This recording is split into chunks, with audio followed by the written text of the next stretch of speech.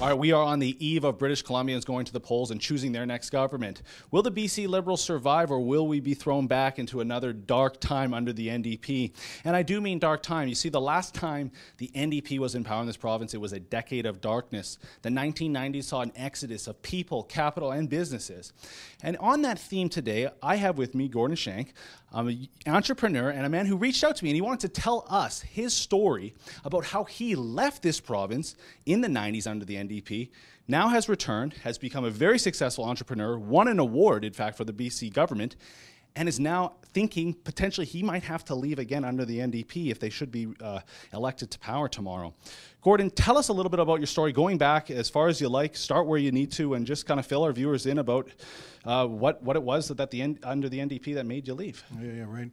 Yeah, first of all, Christopher, yeah, thanks for inviting me. And yeah, just keeping in line with your introduction, yeah, I really was one of the 50,000 people who really had to, well, chose to flee the province, during the dark days of the NDP era in British Columbia. For the last, let's say about 23 years, I've been in the advanced materials business, and especially selling advanced materials, developing and selling advanced materials to manufacturing companies. And really during that time, right, during the NDP decade, it was just brutal here.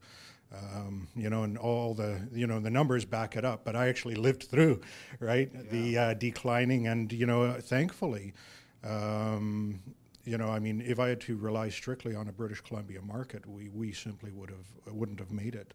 It's just a matter of survival, right? We're getting customers in Asia and Europe, and especially in the United States. And so where did you go? First of all, I ended up in California, in Southern California. And it was along the same lines. Americans have a little different standard than we have, but the California government is very much, kind of the American version of, what we had here. So that lasted about a year, and then I moved to Texas. Right, it's a state that doesn't have personal income tax, and a lot of Canadians have misconceptions about Texas, but it was truly, truly, truly a wonderful experience and an excellent place to live. Why'd you get into business? Yeah, right. Yeah, it's a kind of an interesting story. back in the day, when I was born, the residential schools for I'm First Nations, 50% First Nations, and at that time, the residential schools were getting criticized and less popular. So they came up with another plan, right, called the 60s Scoop, whereby they would take First Nations children at birth away from their parents and place them, with a European or typical Canadian family and be raised that way, right? So that's what happened to me. I was born in the north of British Columbia, and immediately upon birth, I was brought here to Vancouver and placed with a foster family. But things are changing now. But the system that I went through, and you're never adopted, right? It's you're in foster care, right? And you grow up in foster care, and then basically on your 18th birthday, the foster parents, they cease to get any funding, right, for your upkeep and for your living expenses. So like me, with too many other people, your 18th birthday, you're basically homeless and penniless and, really, thrown into the pool, and it's either you sink or you swim. Do you think that starting businesses and being entrepreneurial is a real solution that's maybe overlooked when we talk about issues affecting First Nations, economic opportunity?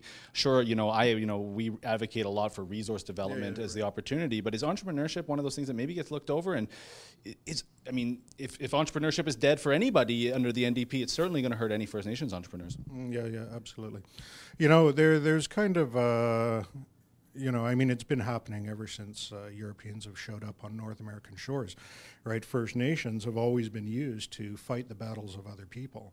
And that happened from day one, and it's happening now, right? If you go to, for example, an anti-pipeline protest, for example, right? Everybody, puts up their hand and say, we're doing this for the First Nations, but you hardly ever find First Nations people, right? It's predominantly, older white people especially. People are politically motivated to foster a kind of an oppression culture, right? And oh, you know, you're never going to make anything of yourself. You've had this and this and this and this and this terrible things happen to you. And, you know, how does the adage go? No peace without justice, you know, something along that line. So, you know, the victimhood and oppression ideology is there.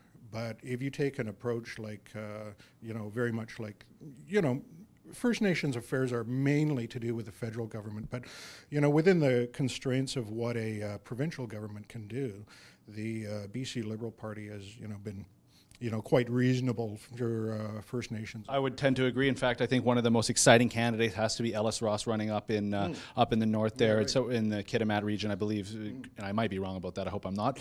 But anyway, Gordon, I've taken way too much of your time today. I want to thank you so much. This is such an interesting story, and it's a story that sometimes I think we neglect to tell, because there are so many positive stories coming from First Nations people, entrepreneurs, people taking advantage of the opportunities that are out there.